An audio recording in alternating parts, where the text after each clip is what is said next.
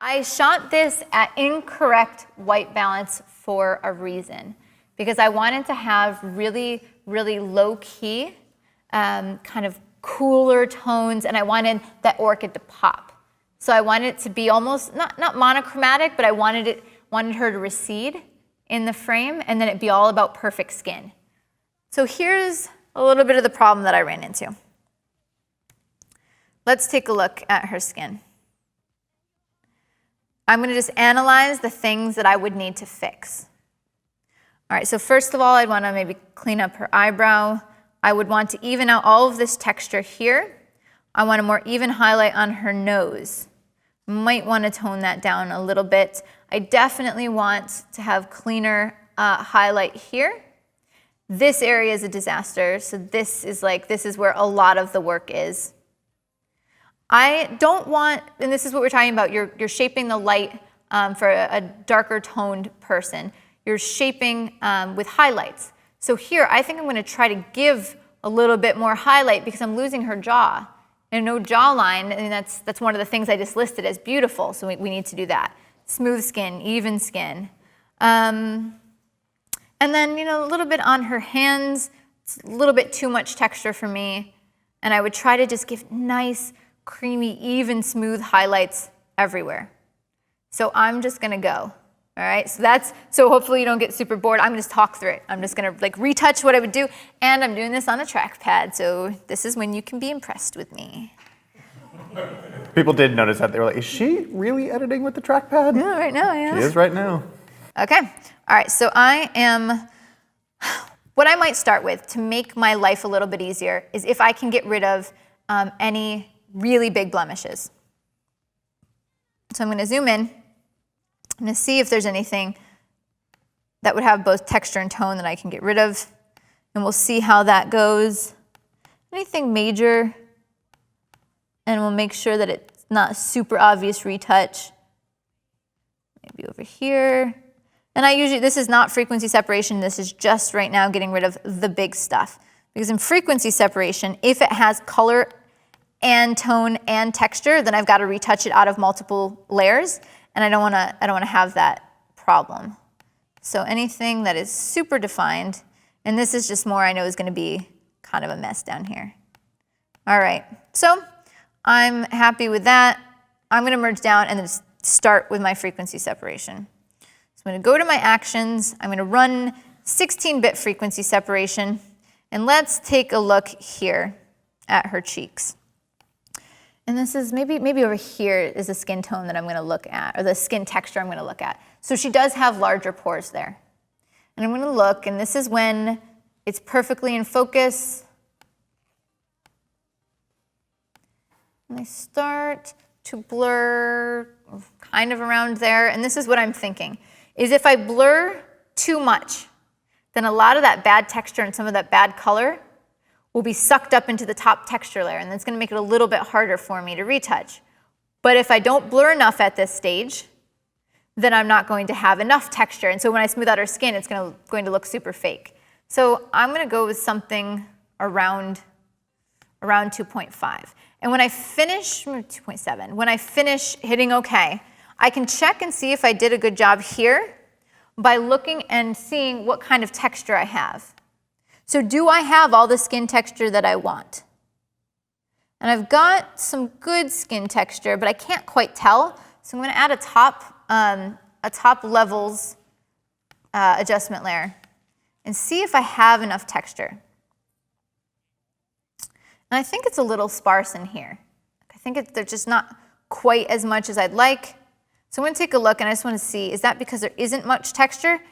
And there's not, because it was a little bit more of a narrow depth of field. So there is not as much texture there as the rest of her face.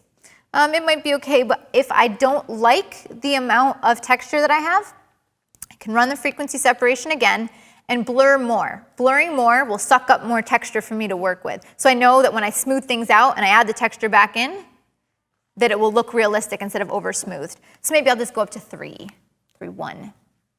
Run it again. And I'm going to have just a little bit more texture to work with. Okay, so where might I start? It is easier to contour with those layers that I had before for you of curves, it is significantly easier to do that with a lighter skinned person. With someone who has a darker skin tone, when I lighten it up, it's not going to give me a highlight. If I didn't start with a highlight, it just kind of lightens up that area. It doesn't create a highlight, which is why with darker skinned people, you shape with highlights, because if you don't create them, they're not there. Whereas with someone who's really, really pale, I can kind of fake some shadows in post. Much more difficult to do that with a darker skinned person. But I can use frequency separation to actually shape those highlights. All right, so I'm going to grab my clone stamp, and I can actually give myself more highlights and extend them more by cloning the highlight areas. So I could do that. So let's see. And I'm just going to click and drag it around and go a little bit lower opacity. And one of the reasons you see the texture over here is not because of the texture layer, actually. It's because of the depth created by the light. And what I mean by that is there's shading, there's highlights and shadows. So if I even that out and I fill those in, you don't see the texture as much. The skin texture will still be in that top layer, but it won't look as deep. So that's why I can come over here and I want to even this out a little bit so I don't see all that texture. All I'm doing is I'm sampling an area right next to the texture and sampling and pasting. Cutting and pasting using the clone stamp. So for highlight areas, the reason I'm using the clone stamp on lighten is because all I want to do is fill in shadow areas. I don't want to copy over texture that exists. So now I could come down here and try to start evening things out. So I'm just going to start cloning and trying to smooth it out, and I don't want to go too far. And I know I want to kind of even this out in the end. I don't want to have a lot of texture. So I am shaping her face here, and I'm going to give myself, by cloning, a nice, perfectly smooth highlight that goes all the way from the top of her cheek, all the way down towards her chin. So this is just going to be super even. So what I'm doing now is I'm cloning that even highlight. And if I want it to go higher, I just extend the highlight. If I want it to reach over here more, I extend it that way. So I'm going to take a look, and I'm just going to kind of smooth this in just a little bit. And I can also even this out. So cloning on lighten in the light areas fills in those shadows, and I can also clone a highlight down her nose if I want to give it a little bit of definition. Same thing here, can even that out. Still got a little bit to work on, but not too bad. But let's come over here. I really want to see her jawline, but it disappeared because I didn't control the quality of the shadows and I didn't add enough of a highlight.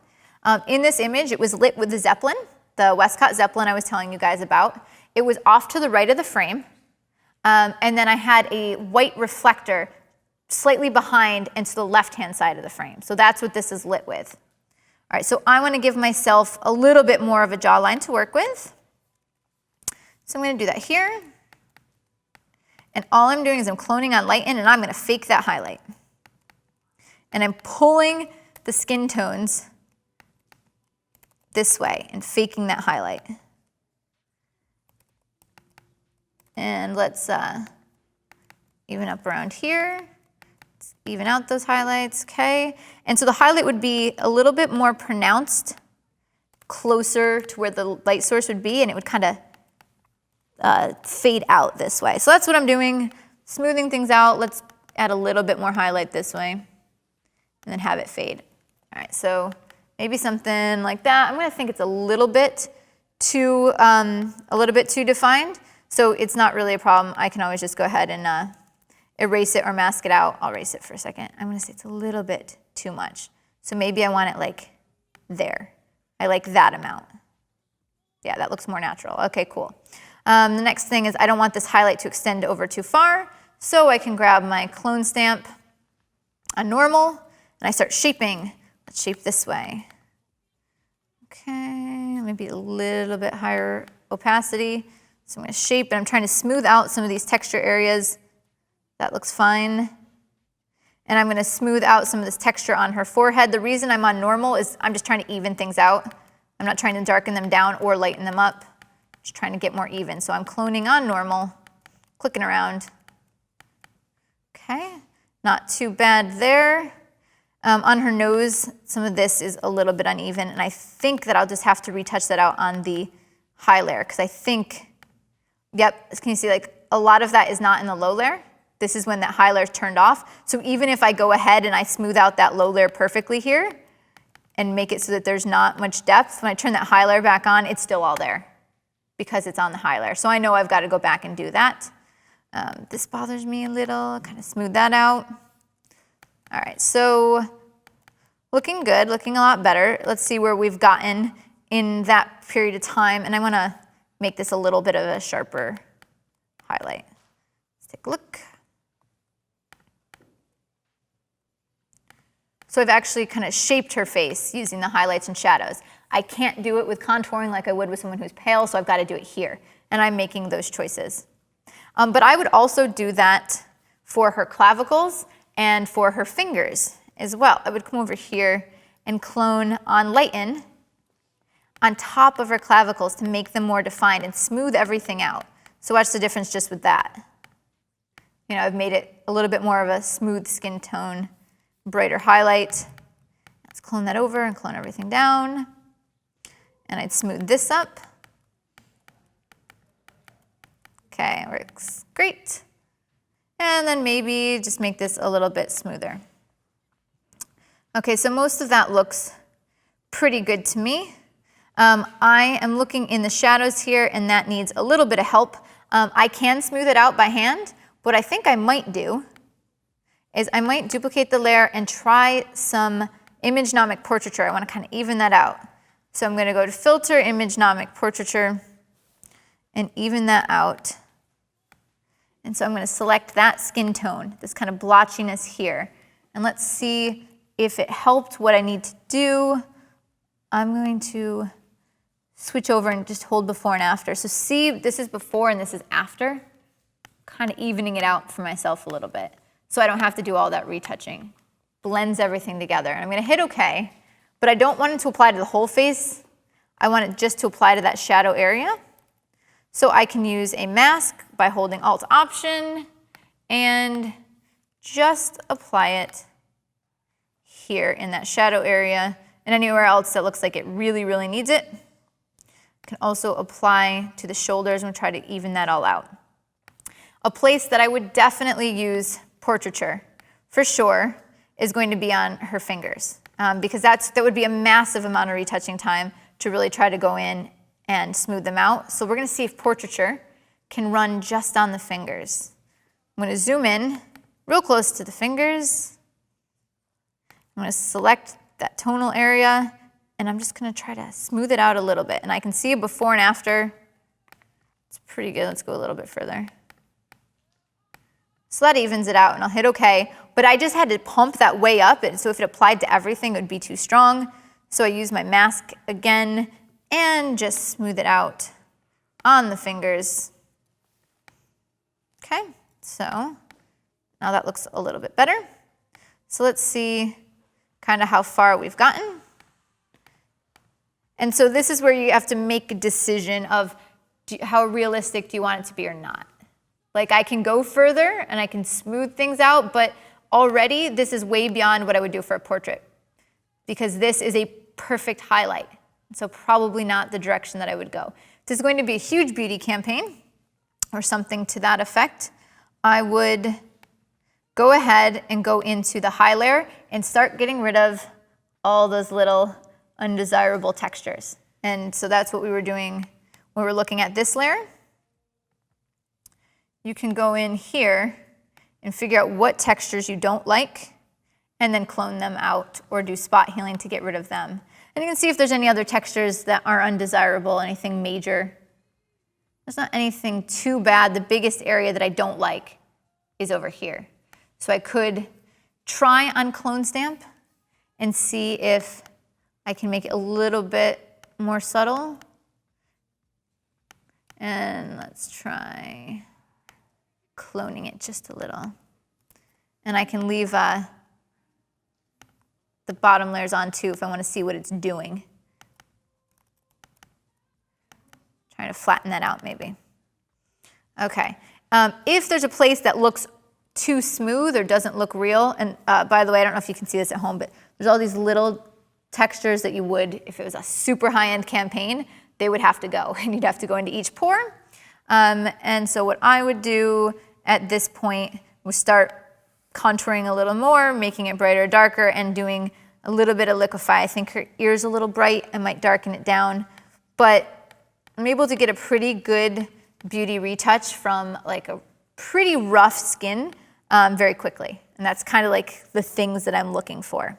All right, so let me grab this girl, because that's what I was going to kind of do the differences between the light and darken, because the lighter skin tones and the darker skin tones, she's got a lot of undesirable texture and mismatched skin tones. And so how could I kind of get that to where it's needing to be?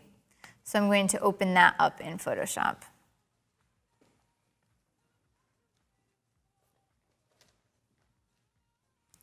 All right, so for her, and I'm kind of running through the same ideas. You can see the thought process. Let's analyze what needs to be fixed. Okay, so here's the beauty retouching versus the portrait retouching. Shadows under her eyes need to go. I need to really work on that texture, especially all the big blemishes. Got to even out her lips a little bit. I need more sparkle and a little bit more light to her eyes. This has to be improved, the sharp line of makeup, especially around the nose. And so we're going to take a look at like tweaking that and that color. Also, I've got to match her chest to the rest of her body. And that's probably the extent of it. I might want to add a little bit more contouring, but not on her nose. That already has plenty. So maybe just a tiny bit on her cheeks. So I will start off and try to get rid of the big problem areas. I'm using the patch tool to select them. Okay, click around, what else is sizable? Something like that. I'm going to be more careful when I'm using frequency separation in the next step. I'm going to be more careful because as I start to clone and start to shape, I could totally change the shape of her face. So I want to make sure you can kind of visualize what you would not want to do so you can watch out for it. And I'm going to include a lot of these files so you can try it yourself, like a lot of what we're talking about right now. And a lot of these images that I just retouched, you'll be able to download so you can make sure that you've got it worked out. And I've really got to even out all of this texture and all that texture on her nose. So let's do some frequency separation. And let's look at her cheek. And she's got a lot of texture going on here. Oops.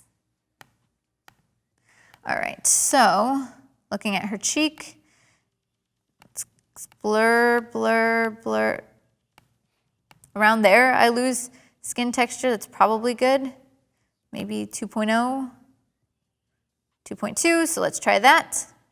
And I can see if I like it if I turn off those two layers and just look at what I sucked up.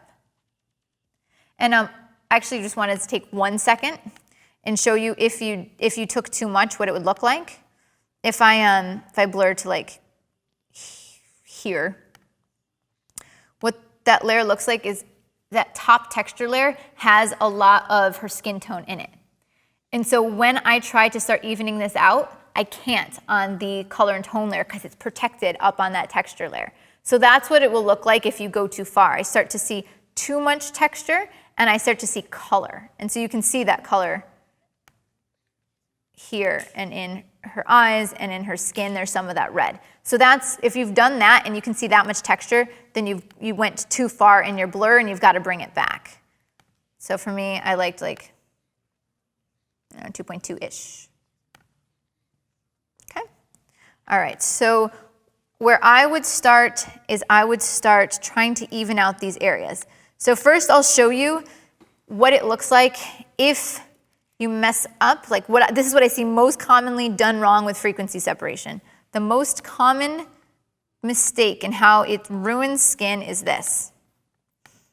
Ready? Retouch, retouch, retouch, smoothing everything out, smoothing everything out, smoothing everything out. And if you look, because I extended the highlight way, way down, I changed the shape of her face. So just because something's darker doesn't mean that it needs to go lighter. Like, you still need to keep those overall shapes. And so what I would really do would be something like this, is I'm keeping an eye on where this highlight is. So this highlight's around here. And I don't want to go too crisp. Anytime it's too defined, it's really, really obvious that you retouched it. So I'm going to try to keep it a little more subtle. Let's do fill in those shadows and textures. And as I get close to a line like this, where I have that gradient, I decrease my opacity. I decrease the amount that I'm retouching so you don't see the line quite as much. And what I'll do is, instead of extending the highlight down, I'll pick a similar tone and just extend that in the line so I kind of smooth it out. That's how I'm smoothing. Instead of trying to smooth outward from the highlight, I'm smoothing the line of everything that should have the same texture and tone. All right, so now I'm smoothing out over here and evening out on her chin. And let's see, filling in under her eye. How much of that can I fill in? Okay, good. If I sucked up too much texture, I wouldn't be able to fill that in hardly at all. And again, I don't want to go too far, so I'm going to clone nice even lines. All right, so let's take a look at how the shape of the cheek and the contours of the cheek have improved, as well as the textures. So we're kind of evening everything out, but all the texture is still there. And I would need to go into the nose, so let's just retouch on the nose. All cloning, right now I'm cloning on lighten. And I'm filling in all the wrinkles here by cloning, moving around. All right, looks good. Okay.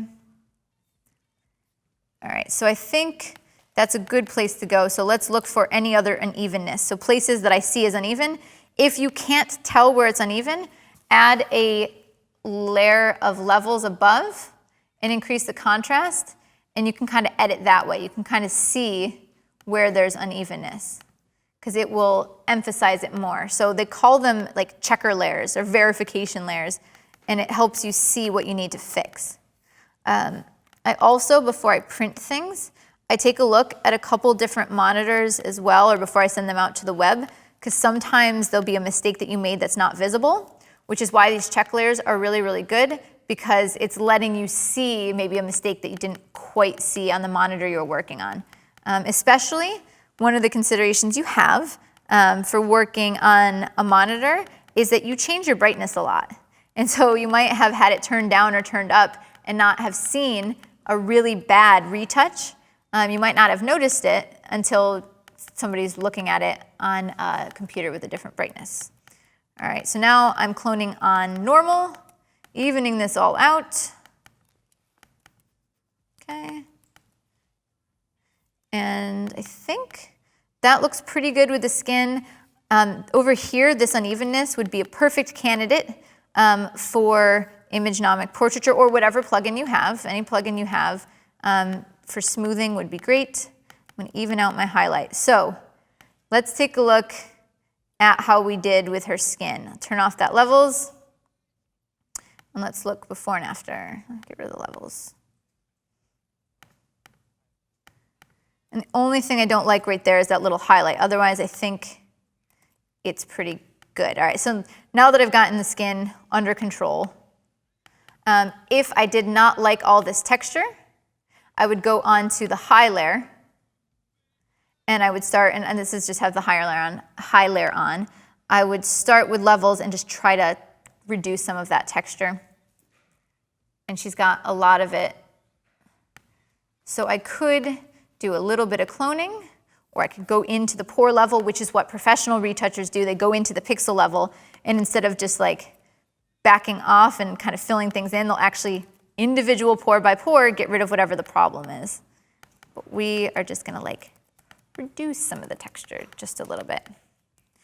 All right, so for time's sake, what I'm going to do is finish up the color and take a look at some contrast. So here's where we got her face. I would not go that far with a like a non-model. Yes. So, I mean, how would you do like hair highlights in order to, do you shape the same way? Like? So when I'm doing highlights in the hair, sometimes what I'll do here is I'll add a curves layer. Add a curves layer. And I'll go for strong contrast. And I'll try to pop up some highlights. Let's see what kind of highlights I can get here. Maybe I'll go for like a regular, just more contrast here. Let's do medium contrast. All right, so let's drag up some highlights in the hair. Let's do a little bit more, maybe about there. Okay, I'm going to change the blend mode to luminosity so that it is not changing the color. And I'm going to hit Command I in order to fill that with black. And now I can paint with white.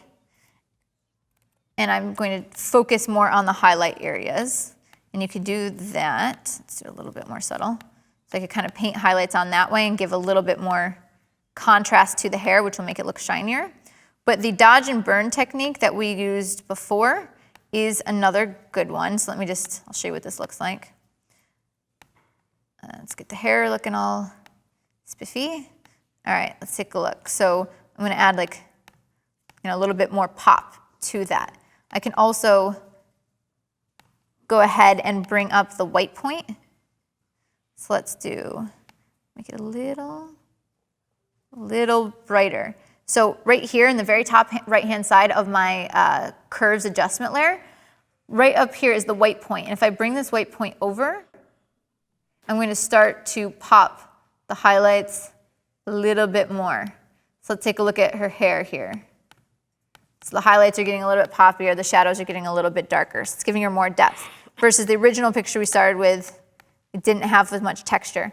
That action that I had before for the dodge and burn on soft light, if you go ahead and paint lighter on all these highlights, maybe with a soft brush at like 15 to 20%, you just keep going over the highlight areas only, and then paint black on the shadow areas, it makes it look shinier as well. So maybe something like this, and then I could switch to black.